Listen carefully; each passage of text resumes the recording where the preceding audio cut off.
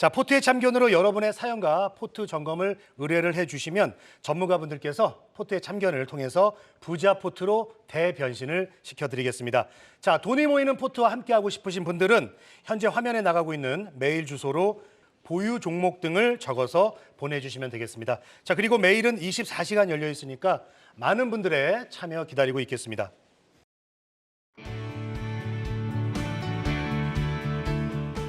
안녕하세요. 투데이 안경 코리아 마켓 박권입니다. 안녕하세요. 박수진입니다. 네, 자 연휴 하루 전 거래일 모두 수고 많으셨습니다. 오후 들어서 에너지가 약화되면서 양지수 모두 하락 마감했는데요. 코스피는 외국인, 코스닥은 기관이 매수 우위로 주체별 수급 동향은 엇갈렸습니다. 방향성 없는 장세 속에 개별 모멘텀이 부각된 네이버와 카카오가 동반 상승했고 애플 관련주들의 탄력이 강했습니다. 다음 주 시장은 어떤 개별주들이 가장 강한 존재감을 드러낼까요? 투데이 안경 원픽으로 먼저 만나보시죠.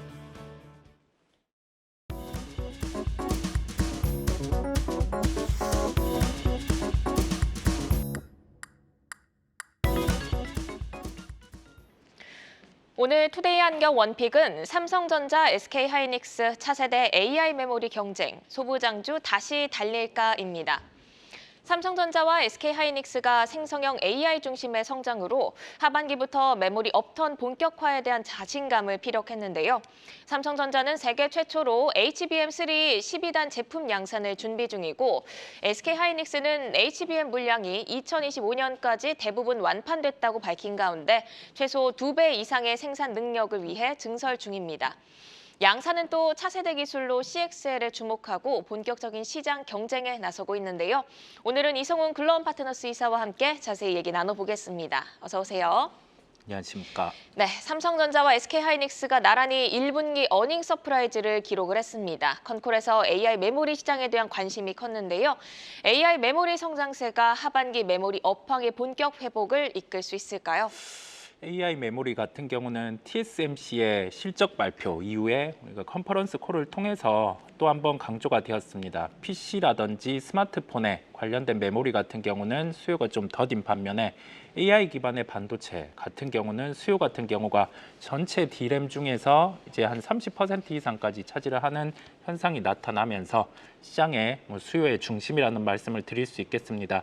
우리가 이 부분에서 유추할 수 있는 점은 이제 서버와 관련된 부분, 이와 관련해서 수요 같은 경우가 증대되는 단계인데 이게 절정에 도달을 했다라고 하면은 관련된 종목들 같은 경우가 조정이 나올 수 있을 텐데 현재 구간 같은 경우는 이제 한 중간 단계 정도 좀 도래를 하는 모습이다 보니까 실적에 대한 우려 같은 경우는 접어두고 지금 각 캐파 같은 경우를 어떤 식으로 늘려가는지 그 여부에 따라서 주가의 방향성 같은 경우는 결정될 수 있음을 기억을 하시면 되겠습니다.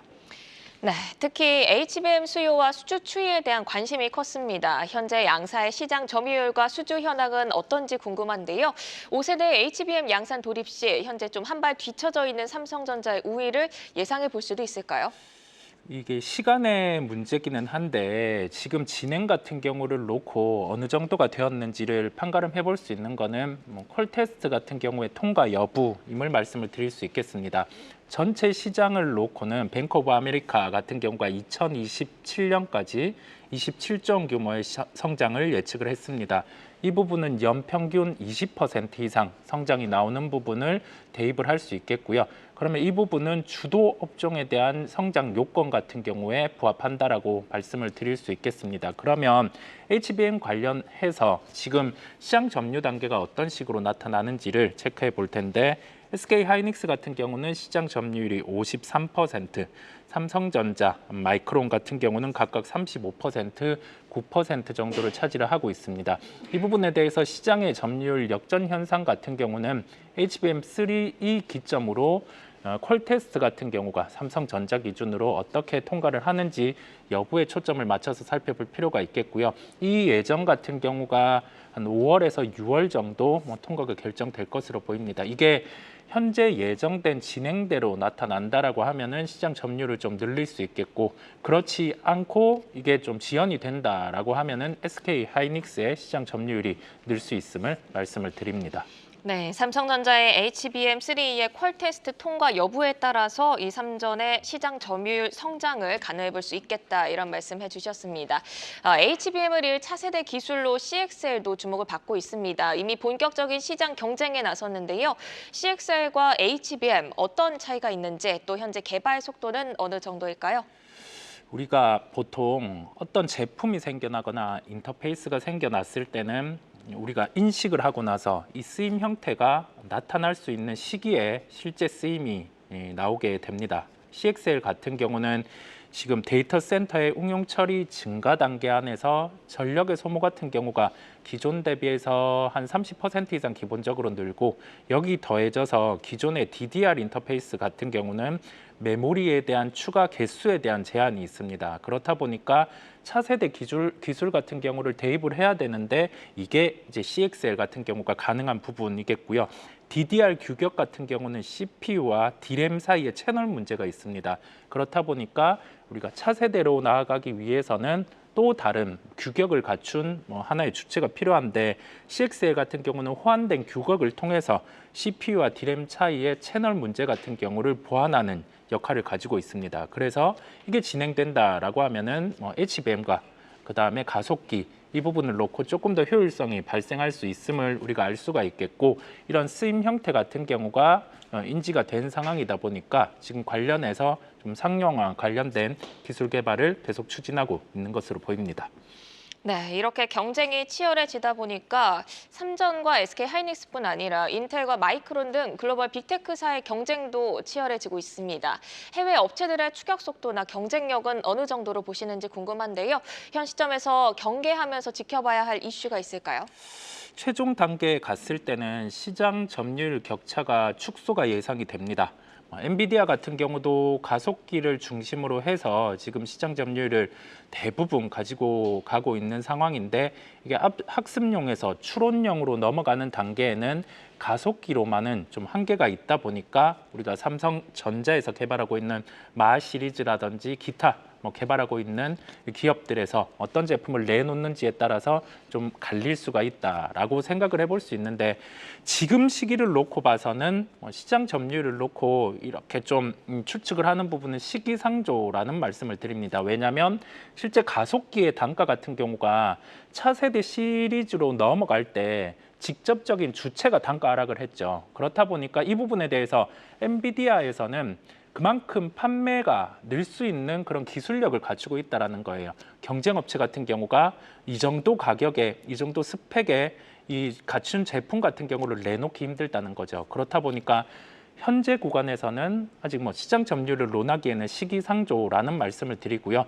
전체적인 제품 스펙을 유지를 하면서 단가 같은 경우가 현재 상황에서 한 절반 정도로 내려갔을 때, 그때 같은 경우는 점유율에 대한 싸움이 나타날 수도 있겠습니다. 네, 삼성전자와 SK하이닉스 주가 흐름을 좀 예측을 해봐야 될 것 같은데요. 5월 들어서 참 주춤한 모습입니다. 이사님이 보시기에 현 시점에서 둘 중에 누가 더 매력적으로 보이실까요? SK하이닉스 같은 경우는 시장 점유율을 뺏길 수 있는 요소가 주가에 이제 반영이 된 것으로 보입니다. 그렇다 보니 최근에 주가 흐름이 좀 약했죠. 그런데 삼성전자 같은 경우는 여기에서 HBM3E 같은 경우에 엔비디아 퀄테스트가 통과한다라고 하면은 주가 같은 경우가 한 8만 원 중반 이상까지는 상승할 수 있는 부분이 열립니다. 그랬을 때 현재 시점에서는 SK하이닉스가 상대적으로 유리한 상황임을 말씀을 드리고요. 삼성전자 같은 경우는 HBM3E의 퀄테스트 통과 이 부분이 핵심임을 말씀을 드립니다. 네, 계속해서 HBM3의 그 퀄 테스트 통과 여부가 중요하다는 말씀 반복적으로 해주고 계십니다. AI 반도체 소부장들이 이전 랠리에 비해서 상대적으로 탄력이 떨어지긴 했지만 종목별로 좀 순환매가 지속이 되고 있습니다. 단기적으로 어떤 모멘텀에 주목하면서 종목을 선별해야 할지 궁금한데요. 장기적인 스토리를 따라간다고 한다면 소부장주의 전략 어디에 초점을 맞추는 게 좋을까요?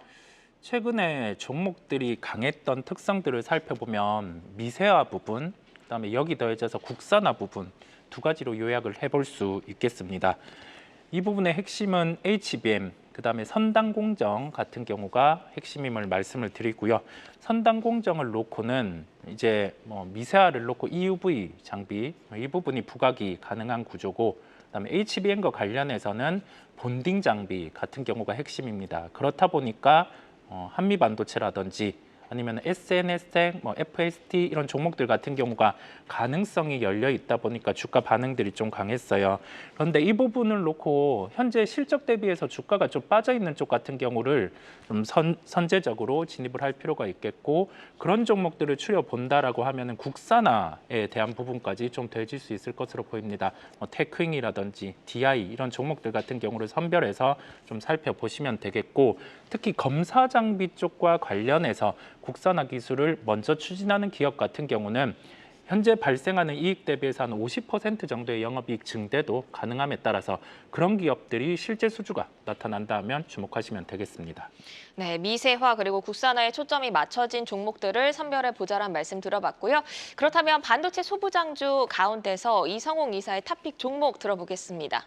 최근에 이익 대비해서 시가총액 같은 경우가 좀 과하게 상승한 기업들도 있고, 시장 색깔 같은 경우가 대형주보다는 중소형주 쪽으로 초점을 맞춰서 움직이고 있는 상황이다 보니까 현재 발생하는 이익 대비해서 시가총액 같은 경우에 평가가 절하돼 있는 기업을 말씀드리려고 합니다. 종목은 KNJ를 말씀을 드리고요.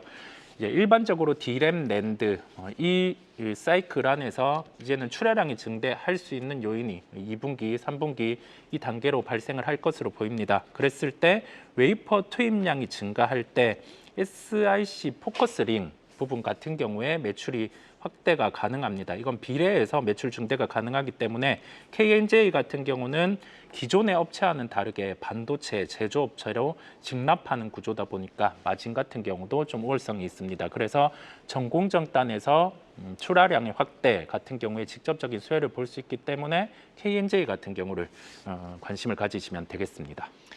네, 이렇게 차세대 AI 메모리의 치열한 경쟁 속 소부장주 다시 달릴까라는 주제로 이성홍 이사의 원픽 KNJ까지 만나봤습니다. 하반기로 갈수록 모멘텀이 풍부해지는 상황으로 조금 더 긴 호흡으로 종목별 성장 스토리 잘 따라가 보셔야겠습니다.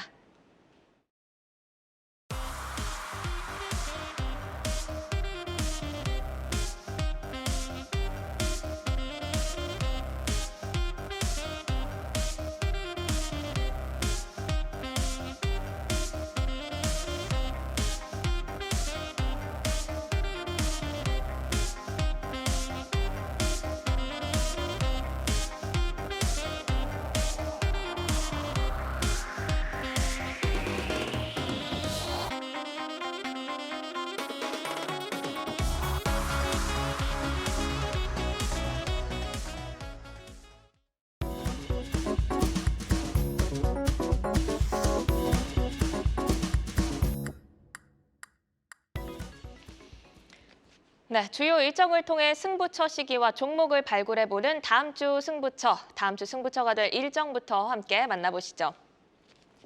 5월 6일 월요일은 어린이날 대체 공휴일로 한국 증시와 일본 증시가 휴장하게 되는데요. 중국에서는 4월 서비스업 PMI 지표가 발표가 되고요. 미국에서는 자동화 로봇 전시회인 오토메이트 2024가 개막하게 됩니다. 7일 화요일도 살펴보겠습니다. 애플이 온라인 스페셜 이벤트를 개최할 예정입니다. 지난밤 실적 발표 후 역대 최대 자사주 매입과 함께 향후 AI 관련한 큰 발표 계획을 알리면서 더욱 주목받고 있는데요.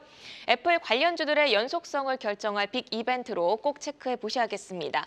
그리고 위메이드와 금호석유, 카카오페이의 실적 발표도 예정돼 있습니다. 8일 수요일에는 국내 대표 바이오 행사인 바이오 코리아가 개막하게 되는데요. 바이오 혁신 기술의 미래 트렌드를 확인할 수 있는 기회로 참가 기업들의 행보 주목해 봐야겠습니다. 또 청약 증거금에 약 25조 원이 몰렸던 HD 현대 마린 솔루션이 상장할 예정이고요. 카카오 게임즈와 크래프톤 등 실적 발표도 예정돼 있으니까 게임주의 흐름도 체크하셔야겠습니다. 목요일로 넘어가 보겠습니다. 목요일에는 네이버 치치직이 정식 출범하고요. 카카오와 스튜디오 드래곤, 한온 시스템, 그리고 LNF 등의 실적 발표도 예고돼 있습니다. 10일 금요일에는 루마니아가 한국산 K2 흑표 전차의 도입을 앞두고 현지에서 야전 및 사격 시험을 실시하게 되는데요. 관련해서 방산주의 흐름 챙겨보시기 바랍니다. 엔터계 소식도 있습니다. JYP 엔터의 스트레이키즈가 찰리푸스와 협업한 디지털 싱글 공개가 예정돼 있습니다. 5월 주요 아티스트들이 속속 컴백을 하고 있으니 주목해 보시고요. 그리고 펄어비스와 NC소프트 등의 실적도 발표가 될 예정입니다.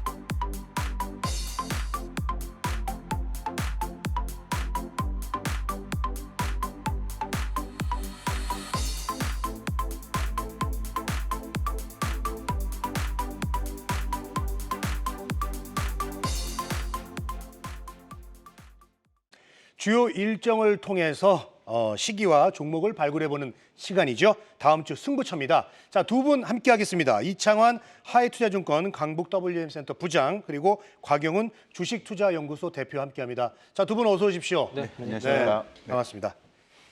자, 다음 주에도 국내외 다양한 이벤트와 실적 발표가 준비가 돼 있습니다. 투데이 안경 코리아 마켓이 꼽은 첫 번째 다음 주 승부처는요. 애플입니다. 자, 5월 7일 화요일에 애플이 온라인 스페셜 이벤트를 열고 신제품을 출시할 것으로 알려져 있는데요. 깜짝 행사를 앞두고 간밤에 실적 발표를 했습니다. 아이폰 판매량은 물론 좀 실망감을 안겼습니다마는 역대 최대 자사주 매입 발표를 통해서 시간외 급등을 하고 있습니다. 자, 이창환 부장, 이 애플의 실적 발표에서 우리가 좀 체크하고 정리해볼 이슈들 어떤 게 있을까요? 애플의 실적 기대감이 크지는 않았는데 일단 컨셉보다 잘 나왔던 것들이 영향이 있었던 것 같고요. 매출이 907억 5천만 달러 나왔고 이제 컨센서스가 이제 900억 1천만 달러 정도였는데 매출 자체는 전년 대비해서 4% 감소를 했습니다만은 컨셉보다 잘 나왔고 미국 기업들은 EPS를 되게 중요시하는데 EPS가 1.53달러가 나왔습니다. 예상치 1.50달러보다는 잘 나왔고요. 특히 중화권 수익이 163억 7천만 달러가 나왔는데 이게 이제 전년 대비해서 8% 감소했는데 원래 예상치는 12% 감소했습니다. 그래서 중화권도 예상외로 잘 방어를 했다는 것이고요. 시간에 지금 7% 넘게 급등을 하는 거는 아무래도 이제 1,100억 달러의 규모의 자사주 매입을 승인했다는 것이고 원래 한 900억 달러 정도를 예상을 했는데 그거를 넘어가는 그런 자사주 매입이 지금 나왔다라고 볼 수 있겠고요. 분기 배당금도 0.25달러로 이제 배당금도 좀 올라가는 것들이 상당히 주주 친화적이라고 좀 볼 수 있겠는데 다만 이제 애플 같은 경우는 실적 회복이 NH 투자증권에서는 어쨌든 1분기는 일시적인 수요 증가로 영향으로 이제 전분기 대비해서는 감소했지만은 다소 이제 맥이라든가 서비스 부분이 양호했기 때문에 실적이 양호했다는 평가를 하고 있고 그리고 이제 아이패드가 이제 전년 신제품 출시 영향으로 부진했지만은 2분기에 이제 아이패드 프로 신모델이 출시가 되고 요게 이제 OLED가 이제 탑재가 될 텐데 이게 이제 애플의 다시 실적 성장세를 이끌 거다라고 좀 전망하고 있어서 아이패드 프로 관련 종목들을 좀 보실 필요가 있을 것 같습니다. 네, 알겠습니다. 자, 애플의 온라인 스페셜 이벤트를 앞두고 시장에서는 신제품에 대해서 다양한 추측들이 나오고 있습니다. 자, 현재 시장에서 예상하는 이 애플의 신무기 어떤 건지 참 궁금한데요. 이 국내 업체와 좀 연관해서 어떤 걸 살펴봐야 될까요? LG이노텍을 좀 살펴보시면은 답을 좀 찾을 수 있을 것 같습니다. LG이노텍이 최근에 외국인과 기관들의 수급이 아주 강하게 유입되는 모습을 확인할 수가 있는데 아무래도 애플에 대한 기대감이 있다라고 말씀을 드릴 수 있을 것 같고 관련주들도 굉장히 좀 급등을 했습니다.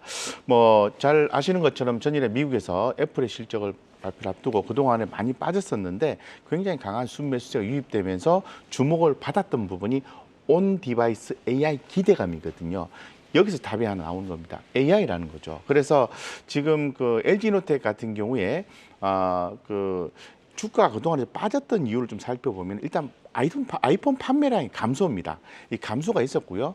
두 번째는 이제 AI 아이폰의 출시 지연이거든요. 근데 이 부분이 해소가 될 가능성이 높다는 거죠. 그래서 지금 6월 달에 모바일 월드 컨그레스 같은 경우에서도 이 AI 아이폰 로드맵이 공개가 되고 9월 달에 첫 번째 AI 아이폰이 공개가 되는 겁니다. 그러면 그렇게 되면은 제가 방금 전에 LG노텍의 주가 하락이 있었던 그 내용이 해소가 되는 거고, 그에 따라서 아이폰의 판매량이 만약에 좀 증가가 된다면 상당히 좀 기대해 볼 수 있는 여지가 있는 거죠. 그래서 LG노텍이 이런 어떤 기대감이 있는 거고, 요번에 이제 그 LG노텍 같은 경우에도 종목으로 들어가서 LG노텍 같은 경우에 주가가 좀 더 올라갈 수 있는 게 요번 1분기 실적이 발표가 됐는데 실적의 컨센서스가 3배 넘게 영업이익이 상향 조정이 됐어요. 상당히 좀 고무적인 내용인데, 이에 따라서 조금 더 LG이노텍의 2분기 실적 추정치가 상향 조정될 가능성이 좀 더 부각됨에 따라서 올라가고 있고,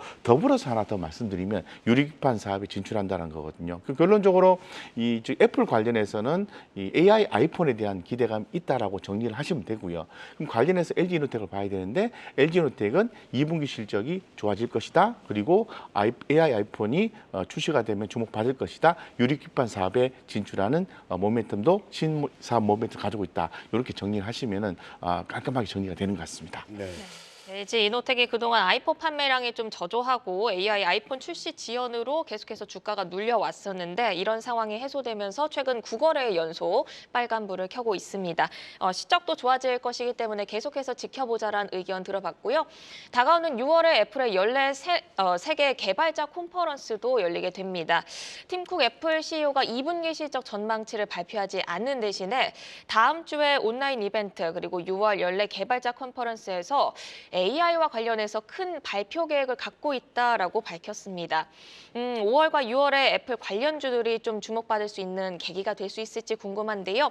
어떤 것들에 주목하면서 따라가 보면 좋을까요, 부장님? 일단 뭐 실적과 그 이벤트를 잘 확인하시면 좋을 것 같고요. 일단 애플에서 3분기 가이던스를 얘기를 한 거는 이제 전체 매출은 이제 한 자릿수 증가로 얘기를 했지만은 그 서비스 매출과 그 아이패드 쪽에서의 그 두 자릿수 성장을 얘기를 하고 있고요. 특히 이제 3분기 매출 총 이익률을 45.5에서 46.5%를 제시를 하고 있습니다. 그래서 3분기 실적, 그러니까 우리가 분기 좀 다르긴 한데 3분기 실적은 상당히 괜찮을 거로 보고 있고요. 특히 이제 그 온 디바이스 AI가 적용된 그 아이폰 16 시리즈가 어쨌든 하반기에 나올 예정이고, 그리고 아까 말씀하신 것처럼 그 5월 7일에 그 아이패드 프로가 출시 예정이고, 또 6월 10일에 그 WWDC라고 해서 그 개발자 회의에서 여기서 이제 AI에 관련된 발표가 있을 거다라고 얘기를 하고 있어서, 특히 이제 아이폰이 전 세계인이 15억만 대, 15억 대 정도 이제 그 어떤 생태계를 구축하는 갖고 있기 때문에 뭐 AI가 적용되면은 상당히 좀 그 파급력이 클 거라고 이제 증권사에서 분석을 좀 하고 있는 상황이라서 좀 기대를 해보실 좋을 것 같은데요. 다만 이제 반대쪽에서는 이게 이제 애플이 직접적으로 AI를 개발한 게 아니라 타 업체들과 제휴 관계를 통해서 하기 때문에 생각보다 파급이 낮을 수 있다, 이렇게 그 상반된 얘기를 하고 있어서 일단은 그 이벤트가 있는 거는 확인해 보시고 좀 개인적으로는 좀 기대를 해봐도 되지 않을까라고 좀 보고 있습니다. 네, 상반된 의견이 있는 만큼 계속해서 지켜봐야겠네요. 그리고 애플의 신제품의 OLED와 AI 적용 기대감으로 벌써부터 관련주들이 들썩이고 있습니다. 애플과 연관된 그 OLED와 AI 관련주로 어떤 것들이 있는지 좀 살펴볼 필요가 있을 것 같은데요. 관련주 내에서 대표님의 최선호주 한번 들어볼게요. 네, 이제 부장님이 말씀하신 것처럼 5월 7일에 그 애플의 그 OLED 패널과 관련해서 아이패드 OLED가 그 전환이 이루어지게 되는 거죠. 이때 적용되는 기술이 있습니다. 이 패드에 투스택 텐덤 기술을 적용하는 거거든요. 이 OLED 층을 2개를 쌓는 기술을 얘기하는 겁니다.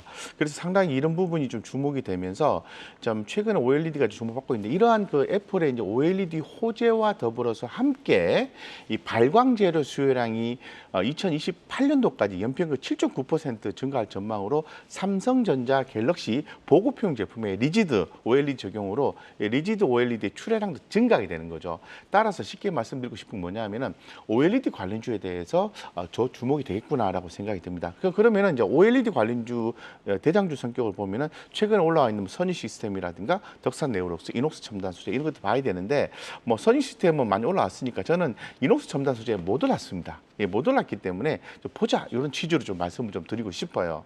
그래서 이녹스 첨단 소재 같은 경우에는 1분기 실적이 요번에 1분기 실적이 상당히 좀 매출과 영업이익이 각각 3%, 26% 정도 상회했거든요. 그동안에 상당히 2021년도도 그렇고 2022년도도 그렇고 안팎으로 해서 굉장히 좀 급감을 했었습니다. 급감을 한 이유가 뭐냐면은 이 OLED 업황 부진으로 인해서 이 OLED 소재 매출 감소가 아주 강했다라는 부분입니다. 그런데 이런 부분들이 지금 애플 쪽이 좀 좋아질 수 있는 가능성이 높은 거고 TV용 OLED 패널의 생산량이 증가했기 때문에 1분기 실적이 좋아졌거든요. 그래서 이런 부분이 좀 실적적인 측면에서 주목이 되고 연말까지 좀 보셔도 좋을 것 같고 올해 잘 아시는 것처럼 올해 파리 올림픽이 있지 않습니까? TV 수요가 증가함에 따라서 역시 또 관련되어서 주목을 받을 여지가 있고 현재 이녹스 첨단 소재 같은 경우에는 주가가 바닥권에서 전혀 움직이지를 못한 상태입니다. 그래서 만약에 수급이 비어있는 집에 수급이 들어가게 된다면은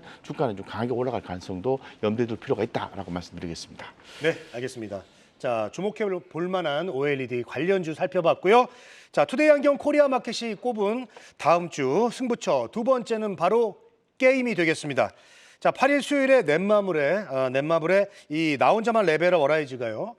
글로벌 정식 오픈이 되고 7일부터는 위메이드 그리고 크래프톤, 펄어비스, NC소프트 등이 게임주들의 실적 발표가 이어집니다. 자, 이창원 부장한테 질문 좀 드릴게요.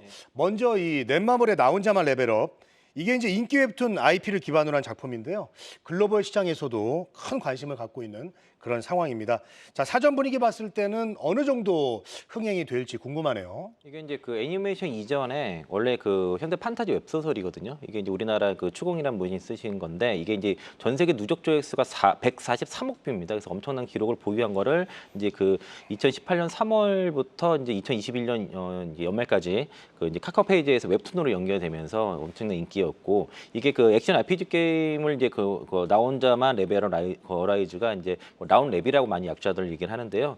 이게 그 사전 예약 5일 만에 사전 예약자 수가 500만을 돌파했고요. 현재는 1,200만을 돌파한 상황이라서 글로벌 흥행 가능성이 상당히 높다라고 볼 수 있겠고, 좀 태국에서도 좀 매출 1위를 기록한 상황이고, 이 북미 그 만화 전문 업체 그 CBR에 따르면은 지금 지난 29일에 북미 애니메이션 스트리밍 플랫폼 크런치롤에서 그 나온 랩의 유저 평가 수가 진격의 거인을 이기면서 전체 한 300여 개 애니메이션 중에서 6위를 기록했기 때문에 지금 엄청난 인기를 가지고 있는 그런 IP라 볼 수 있겠습니다. 그래서 이제 이게 흥행 가능성이 상당히 높은데, 다만 이제 실적 기준으로 보면은 이게 자체 오리지널 콘텐츠가 아니라 그 라이선스 IP이기 때문에 수익성 측면에서는 일부 좀 한계가 있겠지만은 그거를 뛰어넘는 그런 이제 글로벌적인 압도적인 인기가 있기 때문에 좀 기대해 볼 수 있는 게임이다라고 좀 볼 수 있겠습니다. 네. 일단은 태국 사전 오픈 기간에는 이제 매출 차트 1위를 기록을 했는데, 넷마블 주가 같은 경우는 3월부터 이렇다 할 반등 없이 계속해서 흘러내리고 있습니다. 자, 그래서 곽영원 대표가 볼 때는 이 나 혼자만 레벨업 출시가 좀 주가 반전에 어떤 그 계기가 좀 될 수 있을지 어떻게 보십니까? 일단 1분기 실적을 확인을 하시고요. 수급적인 요인을 좀 보시는 게 좋을 것 같습니다. 이 수급적인 요인을 좀 보자라고 말씀을 드리는 가장 큰 요인은 이미 주가가 엄청나게 많이 빠져 있거든요. 그렇기 때문에 많이 빠져 있는 주식이 뭐 빠진다 하더라도 그렇게 많이 빠질 것 같지는 않고요.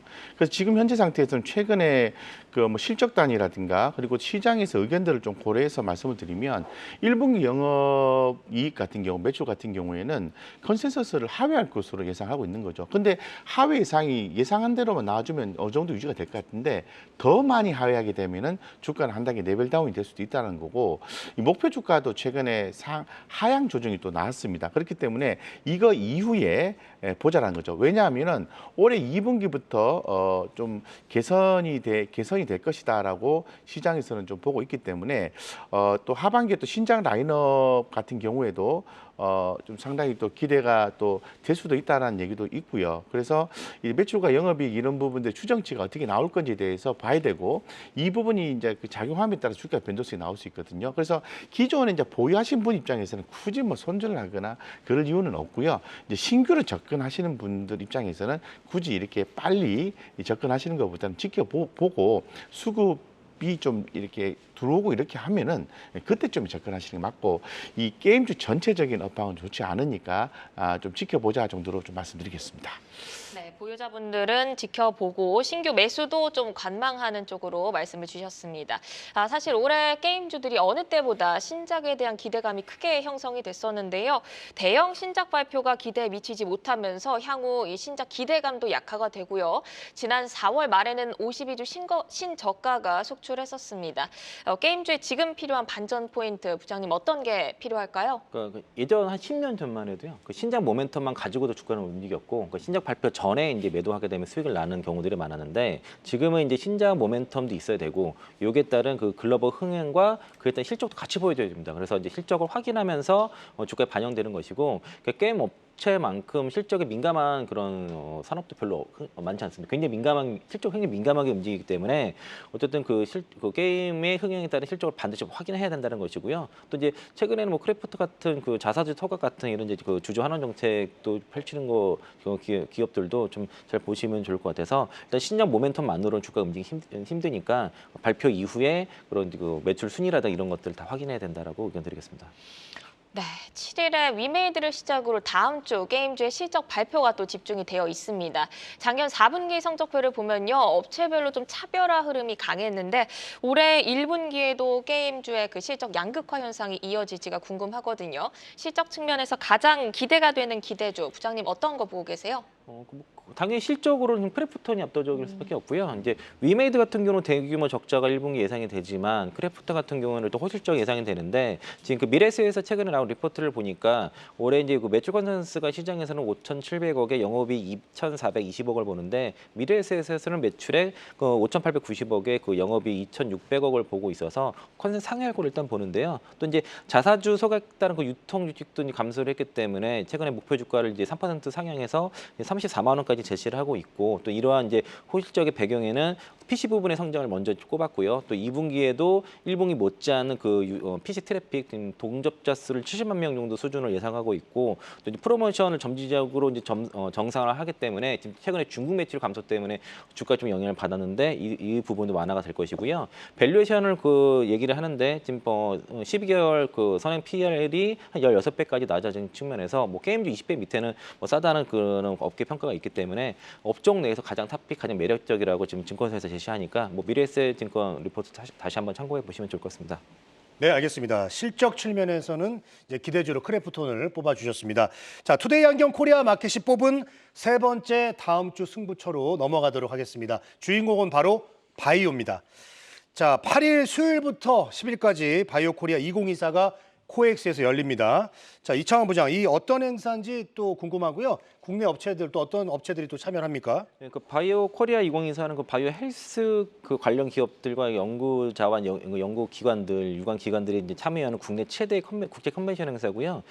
지금 현재 23개국의 그 333개사가 참여를 하는데 일단 국내에서는 지금 뉴스에 나온 거는 그 ABL 바이오와 그 GC셀이 참여하는 것으로 얘기를 하고 있고 이번에 그 주제 자체가 그 바이오 혁신 기술과 그 혁신 기술의 미래와 글로벌 협력이라서 이게 크게 5가지입니다. 그래서 글로벌 그 개막 행사와 비즈니스 파트너링, 그 인베스트 페어, 전시 콘퍼런스인데 이게 이제 그 비즈니스 파트너링에서 이제 그 바이오 기업들이 고객사랑 이제 미팅하고 여기서 이제 어떤 기술 수출 이런 논의들이 진행이 될 것이고요. 여기 그 특히 이제 요게 이제 GC셀 같은 경우가 최근에 이제 그 다국적 제약사들로부터 사전 미팅을 요청을 받아서 이 행사에서 미팅을 하고 그 GC셀 사옥에도 지금 방문 예정이라서 아마 GC셀 쪽에 나오는 그 이문셀 LC주에 대한 소개가 나올 거라서 어떻게 비즈니스가 이루어지는지를 좀 주목해 봐야 될 것 같고 또 ABL 바이오 같은 경우가 자사 이중항체 기술력을 이제 다 보여주는데 주목해 볼 만한 거는 동사가 이제 갖고 있는 그 면역 그 항암제 및 그 혈액 내장 그 내장벽 셔틀 그 그랩바디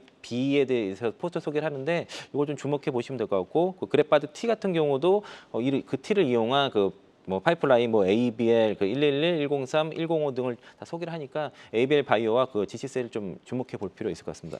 네. 자, 그리고 금리 인하 기대감이 좋지 않습니다. 그러면서 이 바이오주가 다소 좀 정체돼 있는 그런 모습을 볼 수가 있는데요. 뭐 바이오 코리아도 있지만은 5월 말에 또 미국 3대 암학회 중에 하나죠. ASCO가 또 준비되어 있습니다. 예정되어 있습니다. 자, 곽영훈 대표 이 좀 질문 드릴게요. 5월에 여러 가지 이런 이슈들로 인해서 좀 바이오가 다시 한번 좀 이렇게 활개를 좀 펼칠 수 있을지 어떻게 보시나요? 일단 뭐 바이오 기업 하면은 이제 유동성 그리고 미래 꿈을 먹고 사는 이제 산업이라 봐야 되는데요. 이 미국의 이제 통화 정책하고 금리 인하 여부가 이 제약 바이오 섹터에 매우 심리적으로 강하게 작용한다고 볼 수 있는 거죠. 그래서 상당히 중요하고요. 뭐 전일의 FOMC 결과와 미국 증시의 반응을 우리가 참고해 보게 되면은 상당히 바이오주에 대해서도 우리가 관심을 가져야 되겠다 이런 생각을 갖고 있는 거죠. 전일의 이제 포인트는 그거지 않습니까? 금리 인상에 대한 의지는 인상에 대한 의지는 없었던 것으로 확인한다라는 내용이거든요. 그래서 일단 그럼 금리 인상을 안 한다면은 어느 정도 시점에서는 금리 인하할 가능성도 있다라는 걸로 좀 보고 해석할 수 있는 거죠. 그래서 이런 흐름들이 지속되게 되면은 이 국내 제약 바이오 기업들의 움직임이 좋고 전일에 이제 미국 증시에서도 이 바이오 기업들의 움직임이 좀 꽤나 좋았습니다. 그래서 이번 달에 그 아스코 초록 공개가 5월 23일 날 나오고 5월 31일부터 아스코가 나오고 6월 달에 바이오 USA 일정과 당뇨 학회 일정까지도 계속해서 예정이 돼 있거든요. 이게 좀 집중이 돼 있다라는 거죠, 일정 자체가. 그럼 여기에서 조금 더 어떤 가시적인 성과가 나올 수 있는 그런 바이오 기업들은 주가가 당연히 움직이겠죠. 관련돼서 보시면 좋을 것 같습니다. 네, 아스코에서 그 사실 실질적인 기술 수출 성과도 기대가 되는 상황입니다. 그렇다면 좀 지금부터 모아가도 되는 종목이 있을까요? 네, 뭐 제가 볼 때는 좀 많이 있습니다. 많이 있는데 좀 많이 빠진 것만큼 매력적인 건 없다라는 생각을 가지고 있고요. 아이디 하나는 이거고요. 두 번째는 최근에 오늘도 뭐 AI 관련된 종목들이 핫하게 올랐습니다만은 이 제약 바이오 쪽에도 이 AI가 좀 들어갔으면 좋겠다라는 생각을 가졌거든요. 그래서 AI로 암을 정복한다라는 루닛. 이 루닛에 대해서 우리가 스토리를 한번 점검해 볼 필요가 있습니다. 그래서 지금 미국에서 열리는 임상 종양 학회에서 AI 바이오 마커 플랫폼 루닛스코프를 활용한 성과 발표 이런 부분도 예정이 돼 있죠. 그래서 상당히 이런 부분이 주목되고 기존부터 이 AI 기술을 활용을 해서 뭐 판독 보조 솔루션 사업을 영위한 기업입니다. 그렇기 때문에 상당히 좀 주목되는데 이걸 한번 기억해 보세요. 이 회사가 주가 왜 빠졌는지를 한번 기억을 해보면은 작년에 볼파란 헬스라는 회사를 인수를 했거든요. 그래서 이 회사를 지분 인수 100%를 인수를 함에 따라서 주가는 어느 정도 자금 동원에 대한 자금을 또 확보해야 되는 조달에 대한 계획이 있게 되는 거죠. 그래서 이런 부분이 마무리가 되면 제가 볼 때는 좀 하방을 확보할 가능성이 있고요. 루닛 같은 경우에 유무상 증자를 했었거든요. 그러면은 무상 증자합니다. 무료로 주식을 줍니다. 이런 개념이잖아요. 근데 유상 증자도 함께 했죠. 그래서 유무상 증자를 통해서 주가가 핫하게 올라갔다가 쭉 뷰노와 함께 빠졌지 않습니까? 그래서 제가 볼 때는 이제는 그런 어떤 자본 이슈 자체가 이제 마무리가 되는 국면인데 이 볼파란 이 회사의 인수에 따른 자금 조달 계획 이슈 요게 좀 마무리되면은 거의 바닥일 가능성이 있다라는 거죠. 따라서 제가 볼 때는 좀 긴 관점에서 접근할 수 있는 종목이 뭐냐라고 이제 질문하게 되면은 루닛을 좀 봐야 되겠다 이렇게 말씀드리겠습니다. 네, 자본 이슈가 마무리되면서 좀 하방을 단단하게 지켜줄 수 있는 가능성이 큰 루닛을 관심주로 꼽아주셨습니다. 저희가 애플, 게임, 바이오를 살펴봤지만 다음 주 승부처 중에서 저는 HD 현대 마린솔루션 상장이 가장 궁금합니다. 오늘 보니까 청약에 10억 이상 고액 자산가들이 거의 3,000명이 몰렸다 이런 기사도 나왔거든요.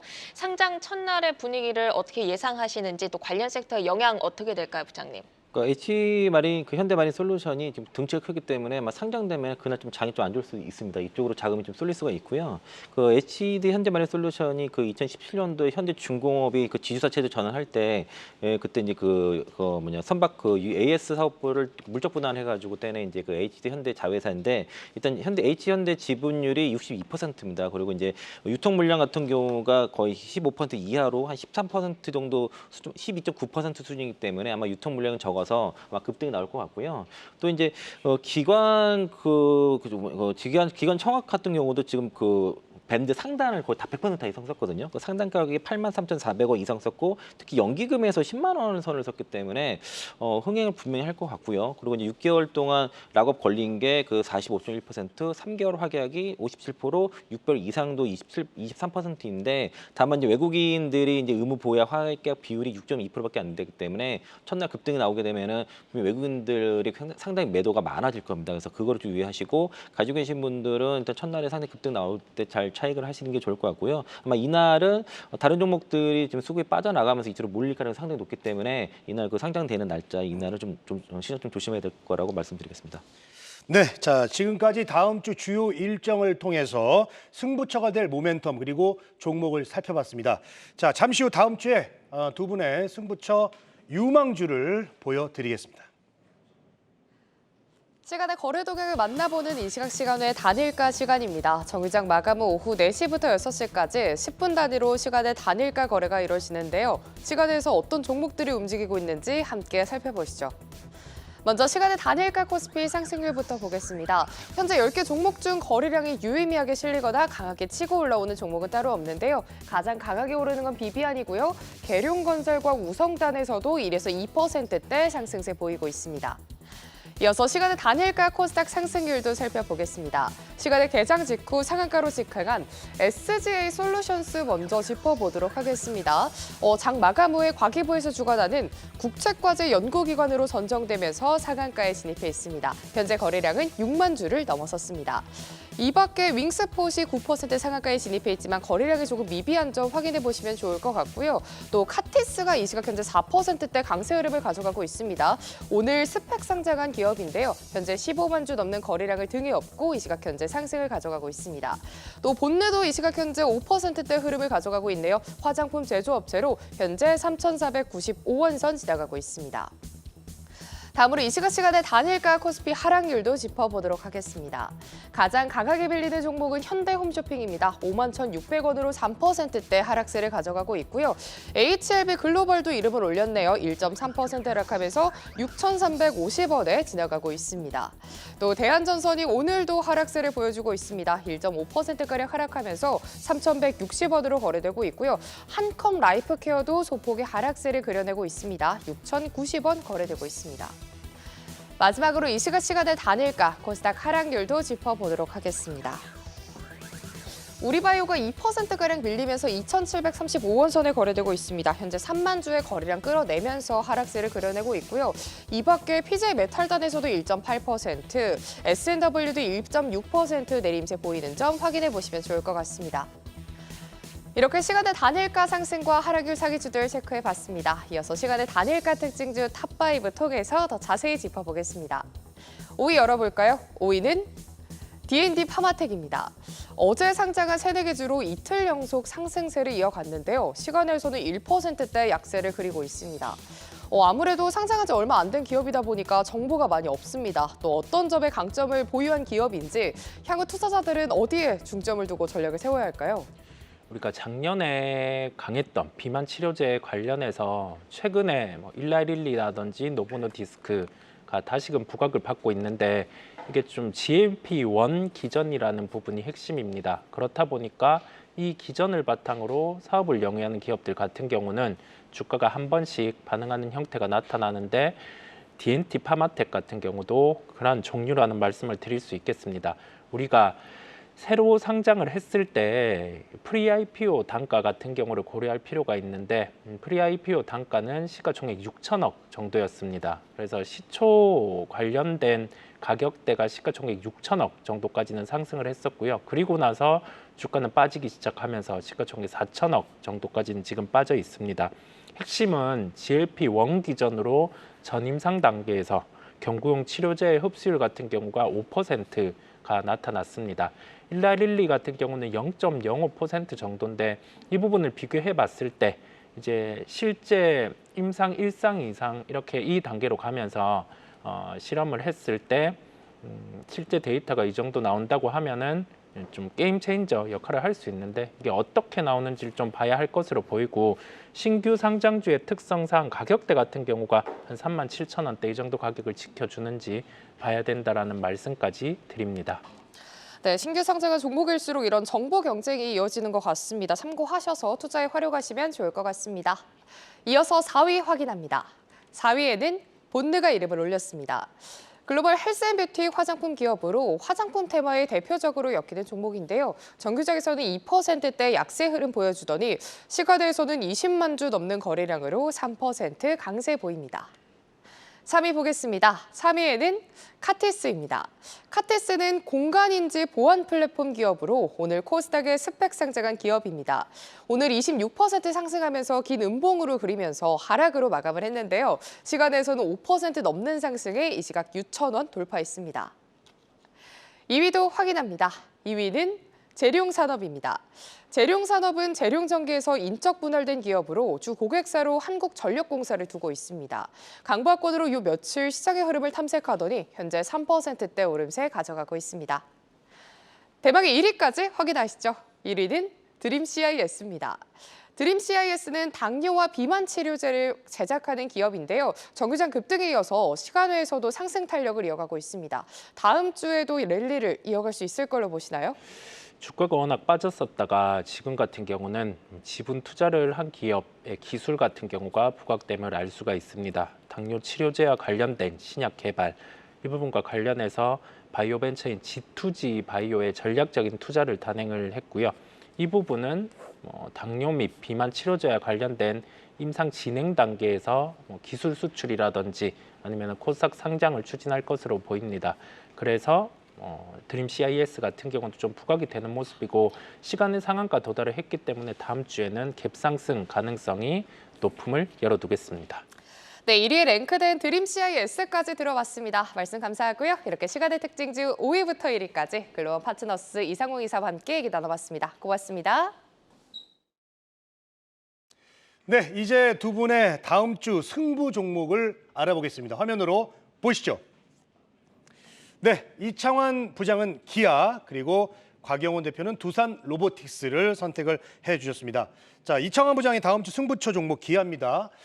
최근에 이제 외국인 수급 때문에 좀 우상향을 펼치다가 오늘 좀 큰 폭의 다소 큰 폭의 조정이 있었습니다. 어떤 점을 좀 봐야 될까요? 오늘 뭐 조정 나온 건 좀 매수 기회라고 좀 보고 있고요. 네네. 4월달 미국의 그 전기차 판매량이 역대 최고치를 기록을 했고 또 1분기 어진 서프라이즈를 이해서 2분기 호실적이 기대가 되면서 올해 이제 사업 계획도 상당히 무난히 달성할 거라 보는데요. 특히 이제 그 EV9이 그 역대 최고 실적을 판매가 되면서 북미 시장에서의 지금 전기차 판매가 전년 동기 대비해서 144% 증가를 했고 EV6도 전년 동기 대비해서 65% 증가를 나오면서 전기차 쪽의 판매가 급증을 하고 있고요. 또 이제 SUV 쪽의 미국 판매량이 기아가 이제 81% 비중을 차지하면서 지금 그 월간 혼합 비율로는 역대 최고치를 기록을 했고 또 이제 그 유틸리티 차량 3종 카니발, 텔루라이드 스포티지도 4월달에 그 최대 그 실적을 좀 기록을 하고 있습니다. 그래서 이제 1분기에 이어서 2분기 실적도 상당히 좋을 것으로 예상이 되는데 1분기 같은 경우에 그 영업이익이 3조 4천억이 나왔고 그리고 이제